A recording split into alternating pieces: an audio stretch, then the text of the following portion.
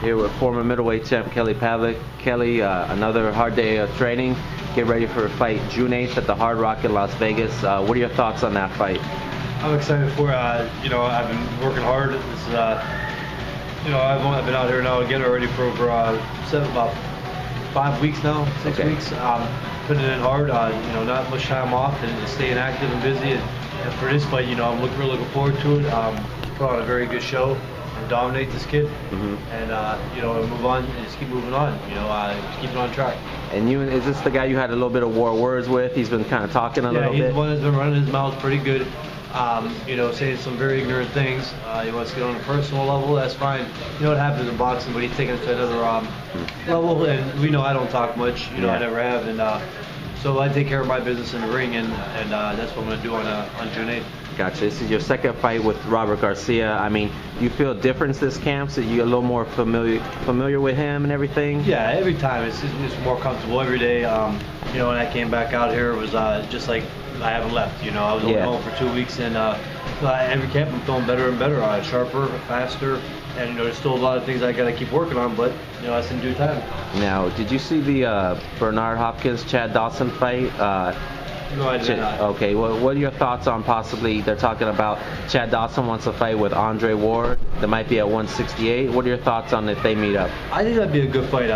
You know, Andre Ward, or Dawson's a bigger guy, obviously. You know, he's been fighting at 175. I think it would be a great fight. Both are fast.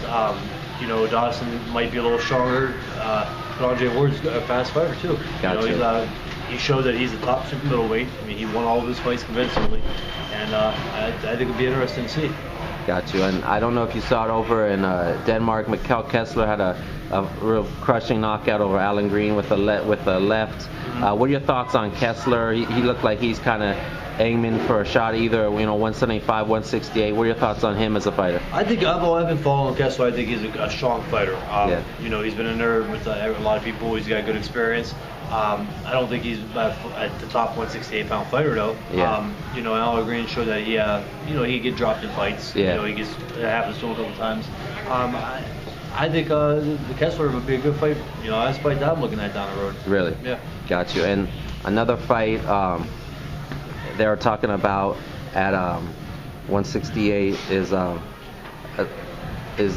Durrell. Like, they were talking about him going for the vacant WBC belt, but he got injured. Did you hear about Anthony Durrell getting injured? I didn't hear it. I know. I haven't seen anything on that. I really haven't heard much from him since the fight with Abraham. You know, but you know, he's another good fighter. Slick, you know, fast, good hand speed. But I haven't really heard much from Durrell since. I got you. And next weekend they have the Carl Froch, Lucian Bute fight. What are your thoughts on those two guys? You know, I think I'm not a fan of Froch, but I think that's going to be a tough fight for Bute. You know, Froch is a strong guy who comes to fight. You know, Bute to me is very slick when he goes to the body. You know, he works the body good. Other than that, I don't think Bute is that good. You know, overly fast. I don't think he's overly powerful. And you know, he's going to be a big test fighting Froch. Do you feel Bute has kind of been picking soft opposition lately? I think so. I do, and I think that his chin is questionable too. Okay. You know, so he's going to get tested against Froch. You know, it's going to be a fight that he can't go in there and move around like he has with the other guys. Got you. The night after your fight, June 8th at the Hard Rock in Las Vegas, I'm sure you're going to stick around and check out Manny Pacquiao's fight with Tim Bradley at the MGM Grand. What do you think of that matchup? That's another good fight right there. I think, you know, wouldn't be surprising if Bradley pulled it out though. Really? You know, Bradley's a young kid. You know, Pacquiao hasn't fought somebody like that in a while yet. You know, Bradley's fast. He's hungry. He's motivated. And I think it's going to be a tough fight. I'm not picking a winner. You know, it's too hard to tell in that sport. And Pacquiao could come out and shine and look phenomenal like he usually does. But I think it's going to be a tougher fight than what people think. And Pacquiao, he's talking how, you know, he did have some kind of marital troubles with his wife, and then he was drinking a little bit, gambling. Do you think that can really affect him in his past performances? And do you think now he's saying, you know, he's devoting himself to God? Do you think he's like using that as a scapegoat for his last performance, or do you feel maybe he genuinely is kind of changed? I don't know. You know, I think his last performance, I mean, he's been beating everybody. He's been looking phenomenal. You know, I had heard rumor of that. You know, of what he does, and but I don't think it affected. He's been winning. You know, and he's been winning pretty good too, convincingly in his fights.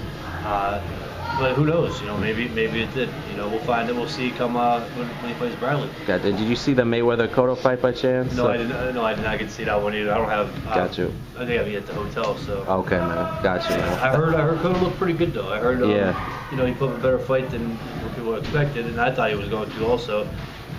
You know, I heard like the 116, 112 was pretty good scoring. You know, that's how my dad was telling me. So. Gotcha.